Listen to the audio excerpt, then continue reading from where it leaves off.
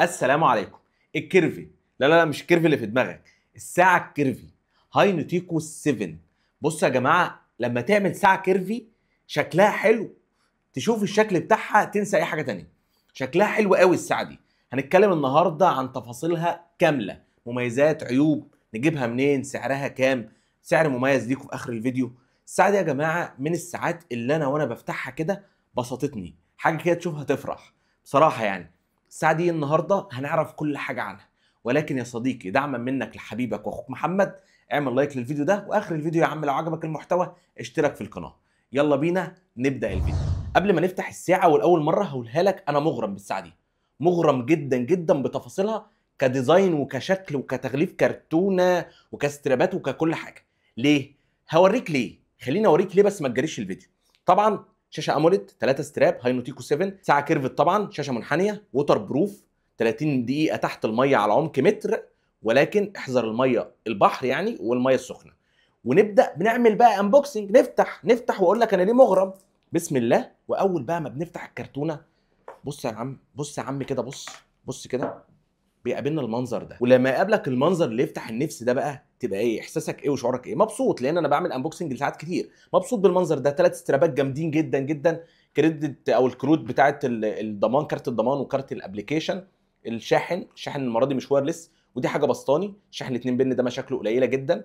3 استرابات زي ما قلت لك بقى، بني بيليق مع السيلفر بتاع الساعه. ستراب ده رصاصي بيليق مع السيلفر، معدن بيليق مع السيلفر بتاع الساعه او الفضي بتاع الساعه. مفيش غلطه. نطلع الساعه كده من مكانها، بص كده، خليني اشيل لك بس الكيس اللي عليها كده. وبص بقى انا مغرم ليه بقى، بص انا مغرم ليه يا معلم. بص كده، خليني اوريك الظهر الاول. ظهر كده، الشاحن الاتنين بن، تفاصيل الحساسات.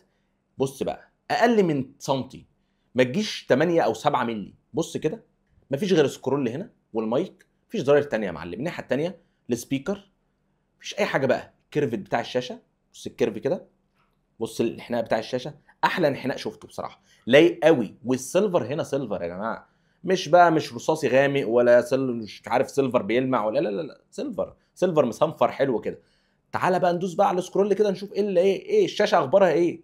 بص كده يا معلم، تفتح بشعار هاي نوتيكو، واول ما بنفتح بيقابلنا الخلفيه الجامده قوي دي. وتعالى بقى معايا كده، عد معايا، شوف بس تفاصيل الشاشه. لا هوريك تفاصيل الشاشه اكتر والالوان في الخلفيات. بص كده، بص الخلفيه دي، بص الخلفيه دي، بص كده الخلفيه دي، بص الخلفيه دي، بص الجمالات، بص كده، بص الخلفيه دي، بص الخلفيه دي. والله على الطبيعه احسن من الكاميرا، صدقني على الطبيعه احسن من الكاميرا. بص الخلفيه الجامده قوي دي، الريد دي، بص كده، بص كده يا معلم، بص كده يا معلم. رجعنا تاني للخلفيه الاولى، شاشه ولا اروع. لو ندخل كده على التطبيقات، بص بقى التاتش بقى والتشبع الالوان بقى في الايقونات بقى. بص بقى، نسحب من فوق، تمام، المنيو الطبيعيه بقى اللي فيها وضع النوم، تخش على الاعدادات، تعلي الاضاءه، توطي الاضاءه، تنقل بقى من ميوزك لميوزك، تربط المكالمات او ما تربطهاش. نسحب من تحت طبعا الاشعارات اللي مبهره هنشوفها كمان شويه. نسحب بقى يمين كده، هارت ريت او النشاطات اليوميه، الهارت ريت. بعد كده وضع النوم، تخصص بقى هنا بقى يا معلم زي ما انت عايز. نرجع الناحيه الثانيه، شورت منيو برضو، اهم واكتر الحاجات اللي انت بتستخدمها. يا جماعه مغرم بالشكل قوي، انا اشتريت شكل، واشتريت استرابات، واشتريت ديزاين، واشتريت شاشه، بصراحه جامده جدا. خلينا بقى ندخل ايه بقى هنا كده ونشوف التطبيقات. الساعه جايه ايه الدنيا بقى في الامكانيات. طبعا دوس هنا مرتين كده بيغير لك الايقونات، شويه برضه ايقونات كده حلوه، شويه تغيير في اعدادات الايقونات حلوه جدا. خلينا بقى اغير لك ايه، اجيب العادي اللي احنا بنستخدمه اهوت. ايوه هو ده، عشان بقى ايه نتكلم عن التطبيقات. سامحني بجد، سامحني ان انا زهقتك، سامحني ان انا بينت لك قد ايه انا معجب بالساعه دي، ولكن انا بنقل لك تجربتي، بنقل لك اللي انا حاسه، والله بنقل لك اللي انا حاسه. الساعه دي انا مش شركه مش بعتالي ولا دافعه لي فلوس، انا الساعه دي شاريها بفلوسي. واول فتحاني ليها هو الانبوكسنج اللي انت شفته ده، اول فتحاني ليها. بص يا معلم، الساعه دي انا معجب زي ما قلت لك بالديزاين بتاعها، بالخامات بتاعتها، 100 من 10، مفيش غلطه. حتى الشاشه كده مبدئيا عجباني، هنجربها دلوقتي مع بعض. مبدئيا عجباني، مفيش غلطه في التصميم، مفيش غلطه في الشكل، مفيش غلطه في الاسترابات، مفيش غلطه حلوه كديزاين وكتصميم. انا ده كل اللي قلته لك، ما قلتلكش حاجه تانية لسه. كديزاين وتصميم، والشاشه معجب بيها شويه. فخلينا بقى ندخل بقى نشوف الامكانيات بتاعتها، الصوت بقى يا معلم والمكالمات ونبين بقى الشاشه فيها اولوز اون ديسبلاي ولا لا، كل الكلام ده مع بعض. ولكن انا بقول لك سامحني على اللي انا قلته في اول فيديو. يلا بينا بقى نخش على الجزء الثاني من الفيديو. الشاشه كلمتك وقلت لك ان هي جامده جدا. ده وضع الاولوز اون ديسبلاي اللي بيفضل شغال على طول. ده وضع الاولوز اون ديسبلاي الارقام. في وضع اولوز اون ديسبلاي تاني عقارب جامد جدا. طيب بالنسبه لموضوع الاشعارات، طبعا انت بتقدر تحط صوره ليك عادي خالص، صوره خلفيه من خلال الابلكيشن عادي خالص. بالنسبه للاشعارات لو سحبت فوق كده، الاشعارات كلها بتجي لك، واتس، ماسنجر، فيسبوك، اي اشعار بيجي لك. ولكن خلينا نفتح اشعار كده. بص كده الاشعار ده، بص كده الاشعار ده، الاشعار مش بيجي كامل، هو بيجي بس 10 كلمات كده او 8 كلمات. تمام، ودي حاجه من الحاجات اللي ما عجبتنيش. طيب بعد كده عندك بقى ايه؟ لو دخلنا في الابلكيشن، اول حاجه بيجيبها لك هنا ايه؟ المكالمات. تقدر تتصل من الساعه، تقدر كمان تسجل عليها جهات اتصال، بس في مشكله في الابلكيشن بتاعها عايز يتحدث، هم تقريبا هيحدثوه الفتره دي، فما بتقدرش تضيف حاليا جهات اتصال. ولكن هي لما الابلكيشن يتحدث هتشيل معاك من 20 ل 50 اسم.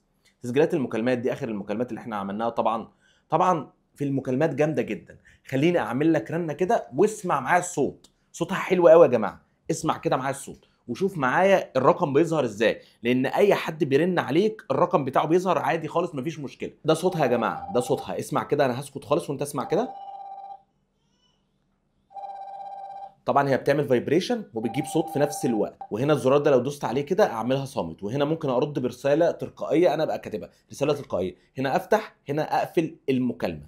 تمام يا جماعه. وده اسم المتصل بيظهر برده بشكل حلو جدا، بالشكل اللي انت شايفه ده. حتى لو هو 3 اسماء بيظهر معاك عادي مفيش مشكله. عندك بعد كده مساعد صوت اللي هو سيري، النشاطات اليوميه، الاكتيفيتي، الرياضات، الاوضاع الرياضيه، كل حاجه، المشي، الجري، تسلق الجبال، ركوب الدراجات، كل حاجه موجوده.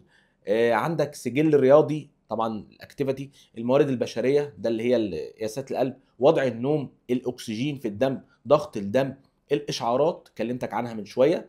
بعد كده الطقس، عندك الموسيقى، بتقدر تتحكم بشكل مباشر في الموسيقى اللي عندك على الموبايل. بعد كده عندك التمرين على التنفس، ساعه التوقف، المؤقت طبعا، المنبه، عندك بطاقه عمل، رمز الاستلام طبعا ده اللي هو الباركود، التقويم، عندك آلة حاسبة طبعا، ابحث عن الهاتف، تتحكم في الكاميرا، مكالمة طوارئ، ألعاب، الإعدادات. الإعدادات هنا اللي بتقدر تتحكم بقى في كل حاجة، نمط القائمة نفسها، عندك الإشعارات، عرض الشاشة.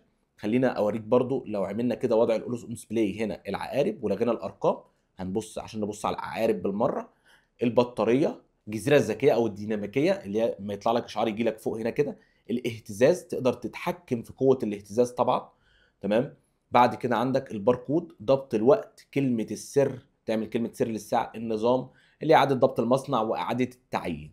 ودي كانت كل حاجة، يعني دي كل حاجة. وده وضع الأولوزون ديسبلاي العقارب، بصراحة شكله حلو جدا، يعني يديك شياكة كده في الإيد وبيفضل شغال على طول يا جماعة. دي برضو ميزة من المميزات القوية. أنا عارف إنك سامحتني خلاص، الساعة جامدة، الساعة جامدة مفيش كلام، كتصميم وكشاشة، مكالماتها الصوت حلو قوي قوي قوي. طبعا ما جربتش اعمل مكالمه قدامك، ولكن السبيكر باين يا جماعه، وانا عملت منها يجي 10 مكالمات، صوتها حلو في المكالمات. طب بطاريه، بطاريه حلوه برضه، يعني البطاريه دلوقتي نزل كده، بطاريه دلوقتي 60%.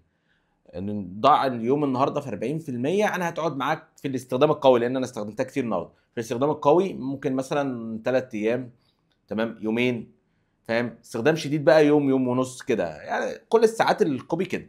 تمام. طيب ايه تاني؟ اولوز اون ديسبلاي جاحد جدا. اللي ما عجبنيش، موضوع الاشعارات. ليه يعني؟ عندكم ساعات كتير يا هاينوتيكو الاشعارات بتيجي كامله وكله تمام يعني. طبعا بتشتغل برنامج الفيت كلاود برو. البرنامج حلو قوي، عليه شويه خلفيات. بص كده الخلفيات بتاعته، شويه خلفيات جاحدين، ودي اهم حاجه. شويه خلفيات حلوين جدا، وهو بالعربي اصلا تقدر تظبط منه كل حاجه. في حاجه كمان ما عجبتنيش، ان الساعه بالاستراب المعدن تقيله شويه على الايد.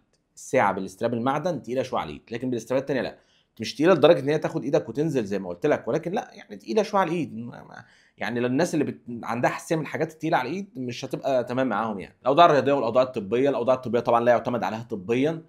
ساعه يا جماعه بسيطه، والسوفت وير بتاعها كويس جدا، فيها كل الحاجات الاساسيه كويسه، وهم بس الحاجتين اللي ما عجبونيش. انا كده خلصت، يعني انا كده خلصت الفيديو. سامحني طبعا ان انا في الاول كنت يعني محسسك ان انا الساعه دي خلاص المصنع بتاعي، ولكن فعلا والله هي الساعه كتصميم عجباني، وانا هشيل واحده منها، عجباني قوي كتصميم. وانا بحب الساعه اللي شكلها حلو. انا عندي ساعات كتير جدا، لكن انا بحب الساعه اللي شكلها حلو في الايد. ودي شكلها حلو ومكالماتها حلوه، اشعاراتها يعني الى حد ما بتعرفني مين اللي باعت لي الاشعارات. لكن بقى القياسات الطبيه مش هستخدمها قياسات طبيه. موضوع الرياضه لا، عندي ساعه تانية رياضيه، مش يعني لو جايبها عشان الرياضه، لا مش تقيله شويه على الايد، فمش تنفعني في موضوع الرياضه. ولكن هي تمشي الحال، خلي بالك تمشي الحال، اعتمد عليها جدا مفيش مشكله خالص. يعني اركب الاستراب اللي هو الرابر وهتبقى خفيفه واعتمد عليها. بس ضغط قياسات بقى ضغط الدم والاكسجين في الدم، بتحكم في الموسيقى اللي على الموبايل طبعا، منبه آلة حاسبة، العاب، تحكم في الكاميرا، كل الحاجات دي موجوده، الحاجات الاساسيه موجوده. الساعه دي طبعا، بص اقول لك حاجه، هي سعرها على امازون ب 1900 جنيه، 1900 وشويه، على نون ب 1800 وشويه، في التجار ب 1650 مثلا، 1700، تمام في الرينج ده. هتطلبها بقى من اتش ستور، ليك خصم محترم، هتنزل عن 1600 جنيه، سعرها هينزل عن 1600 جنيه بشويه حلوين، ليك خصم محترم. تمام، انت بس عايز الرايق، ابعت لهم الريفيو، قول لهم الساعه دي موجوده ولا لا، هم هيعرفوا على طول. اشوفكم في فيديو جديد. طبعا لو عجبك المحتوى اشترك في القناه فضلا وليس امرا، واشوفك في فيديو جديد، والسلام عليكم ورحمه الله وبركاته.